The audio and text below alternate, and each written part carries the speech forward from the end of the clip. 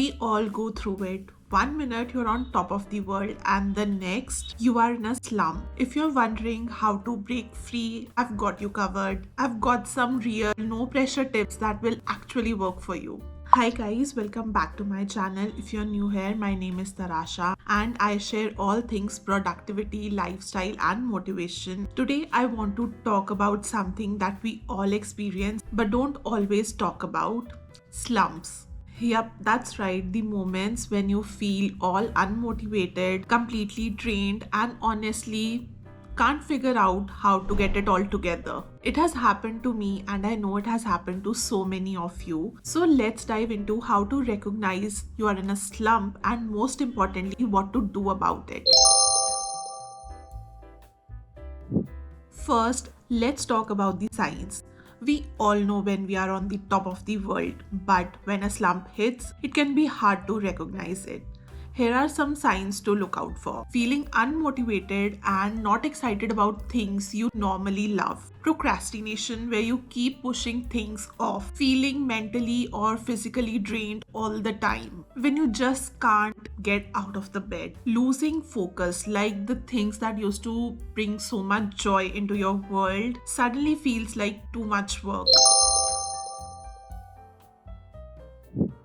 Okay, now that we have recognized the signs of slump, let's dig a little deeper into what is causing it. Honestly, it is different for everyone. Is it burnout? Is it lack of sleep? Or your huge to-do list that is calling your name? For me, one of the main causes of a slump or a rut is burnout, and it really sneaks up on you, especially when you're juggling a lot of responsibilities. Work, home life, social obligations, and everything in between. Over time, if we do not take breaks or set healthy boundaries, we can get mentally and physically drained. If you're constantly running on empty, you're gonna hit a rough patch. I remember a time last year when I was juggling a ton of things all at once. I just kept pushing through, but I did not realize that I cannot handle it, and after some time my body, my mind just gave up. I couldn't concentrate on anything. Even the smaller tasks felt so overwhelming. That was my body telling me that I was burnt out.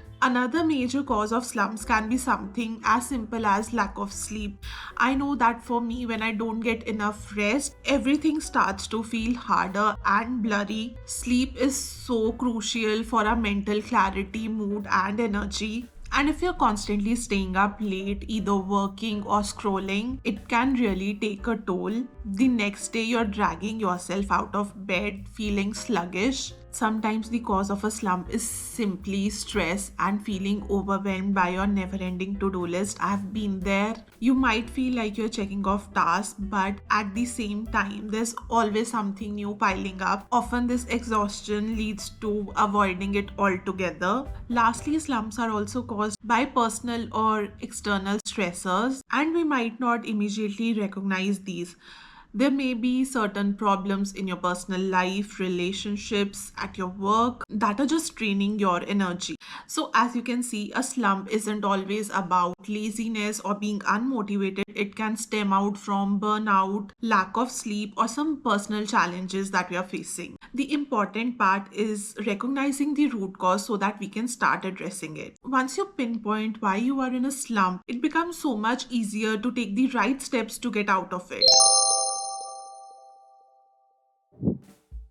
And I must say, the hardest part of being in a slump is recognizing that it's okay to feel this way. If you are like me, you might feel guilty for not being productive, but here's the thing. Being unproductive for a while, taking a break, stepping back, analyzing the whole situation is actually a part of the process. We have to accept that our mental health and well-being are just as important as checking off our to-do lists. Last weekend, I made it a point to unplug for a whole day. No emails, no planning, just a walk in the park to reflect on everything, and it is such a game changer.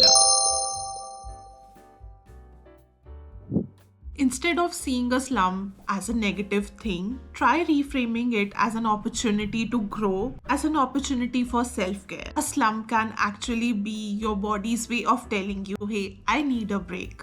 I know you might feel like you're falling behind and you're not doing enough, but trust me, the more we push ourselves to work through that burnout, the deeper we fell into the slump. Instead of being frustrated with yourself for taking a break, embrace it. Acknowledge that rest is essential. I know it's easy to get stuck in all the negative self talk when you're in a slump. You might think that why can't I get it together or that I should be doing more. But it's time to challenge these thoughts. Instead of saying I am stuck, try saying I am taking a break to bounce back with more energy than ever. Replace I am falling behind with I am giving myself permission to rest and re energize. I know it might sound simple and silly to some, but changing the way you speak to yourself is gonna make a huge difference in how you feel.